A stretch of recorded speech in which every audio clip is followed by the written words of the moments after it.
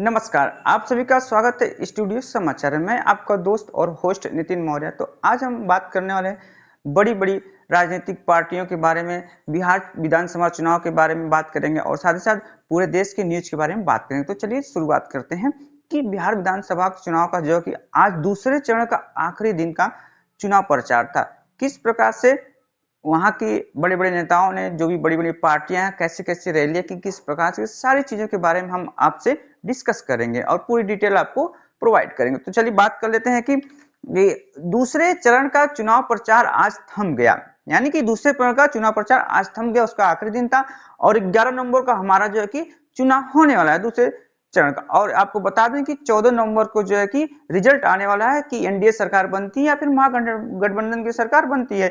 जनता ने किसको आशीर्वाद दिया है, बिहार की जनता ने। और आज किन किन नेताओं ने रैली की उसके बारे में हम बात करेंगे। तो सबसे पहले अमित शाह जी ने आज 2 रैलियों को संबोधित किया और राजनाथ सिंह जी और नीतीश कुमार और चिराग पासवान जी ने बड़ी बड़ी रैलियों को संबोधित किया और उन्होंने महागठबंधन के नेताओं को बहुत ही तीखी और तंज कसा। उन्होंने कहा कि जंगल राज बहुत ही खतरनाक था, जो कि जनता के लिए बहुत दुखदायी और कष्टदायी था। जंगल राज की याद दिलाते हुए उन्होंने कहा कि जंगल राज को याद करते हुए आप दूसरे चरण को मतदान कीजिएगा। साथ ही साथ किशनगंज और पूर्णिया में आज राहुल गांधी जी ने आखिरी चरण के लिए चुनाव प्रचार किया और भर भर के मोदी जी और अमित शाह जी और नीतीश कुमार जी के कोसा।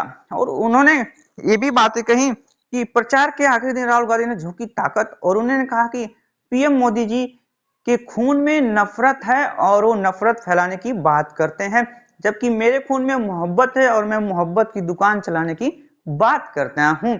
यही बहुत ही तीखा तंज है कि देखते हैं कि ये मोहब्बत की दुकान बिहार की जनता इसको प्यार कैसे देती है, किस प्रकार से प्यार देती है, या फिर नफरत को प्यार देती है या फिर मोहब्बत को प्यार करती है, ये बिहार की जनता के हाथ में है।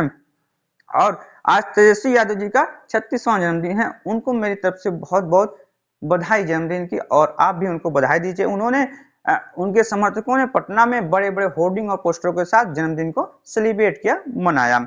और दिल्ली से जुड़ी हुई खबरों के बारे में बात कर लेते हैं। वहां की एयर इंडेक्स क्वालिटी, यानी कि वहां की हवा, दिल्ली की हवा खराब हो चुकी है, बहुत ही स्थिति खराब है, भयावह स्थिति हो चुकी है। यह हर साल का यह दिल्ली का होता है, क्योंकि वहां पे कोई व्यवस्था नहीं हो रही है, चाहे वो आम आदमी पार्टी की सरकार हो या फिर बीजेपी की सरकार जो नई नई अभी बनी हुई है। क्योंकि एयर इंडेक्स क्वालिटी यानी कि एक यूआई जो है कि 400 के पार चला गया, जो कि बेहद खराब स्थिति को दर्शाता है। आइए चलते हैं बिहार में बात करते हैं कि बिहार के चुनाव में क्या क्या चल रहा है।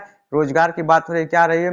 राहुल गांधी जी ने अपने भाषण में कहा कि रोजगार बहुत ही जरूरी है बिहार के लिए। बिहार के युवा साथी पूरे भारत का निर्माण करते हैं, पुल हो गए, रेलवे ब्रिज हो गए, इमारतें हो गई, सड़कें होंगी, सारा निर्माण पूरे भारत में करते हैं, बड़ी बड़ी इमारतों का निर्माण करते हैं। तो वो बिहार में क्यों नहीं कर सकते हैं?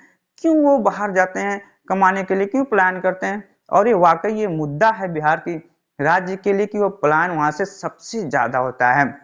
वहां पे ये नहीं है कि मूलभूत सुविधाएं नहीं, सब कुछ है, लेकिन प्लान बहुत ज्यादा होता है। और शिक्षा की कमी हो या फिर कॉलेजेस की कमी हो, सबके बारे में राहुल गांधी जी ने गिनाया। और बिहार के लोग चाहते हैं तो इस प्रदेश को अच्छा बना सकते हैं, चाहे वो, अगर वो भारत को अच्छा बना सकते हैं तो बिहार को क्यों नहीं अच्छा बना सकते हैं? उनको सोचना चाहिए बिहार के युवाओं को। तो देखते हैं कि सीमांचल में जो 20 जिलों की 122 सीटों पर चुनाव होने वाला है, 11 तारीख को मतदान होने वाला है। जनता किसको आशीर्वाद देती है, एनडीए को देती है या फिर महागठबंधन को देती है, यानी कि सीमांचल की जनता किसको अपना आशीर्वाद देती है, ये तो 14 नवंबर को पता चलने वाला है। तो एक बात और आपसे बताना है कि तेजस्वी यादव जी को जिताने के लिए अखिलेश यादव जी ने बिहार में पहले चरण के प्रचार से ही वहां पे डेरा डाला हुआ है कि महागठबंधन को कैसे जिताया जाए।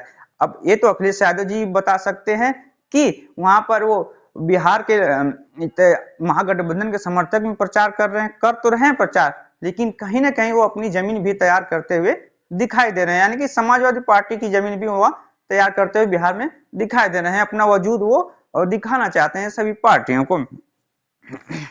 और अखिलेश यादव जी ने बड़ी बड़ी रैलियां भी बिहार में की कि वो खेसारी लाल यादव के समर्थन में भी किए, और जो कि महागठबंधन के प्रत्याशी हैं, कई प्रत्याशियों के समर्थन में उन्होंने बड़ी बड़ी रैलियां की जिसमें जनता ने भरपूर आशीर्वाद दिया। आखिर में यह सवाल रह जाता है कि जनता 14 नवंबर को किसको अपना आशीर्वाद देने वाली है। यानी कि मान लीजिए कि 11 नवंबर को पेटी में, ईवीएम पेटी में सारी की सारी जनता का आशीर्वाद कैद हो जाएगा और उसका खुलासा नतीजा जो भी आप कह लीजिए 14 नवंबर को देखने को मिलेगा कि एनडीए की सरकार बनती है कि महागठबंधन की सरकार बनती है। जो बड़े बड़े विश्लेषक हैं, महापंडित है, वो भी कंफ्यूज हैं कि किस प्रकार से सरकार किसकी बनने वाली है। कि कितने लोग पंडित कह रहे हैं कि एनडीए की सरकार बन रही है, कितने कह रहे हैं कि महागठबंधन की सरकार कहेंगे, और बहुत सारे पंडित जो विश्लेषक है बड़े बड़े कंफ्यूज हैं कि कहीं ये त्रिशंकु विधानसभा न हो जाए।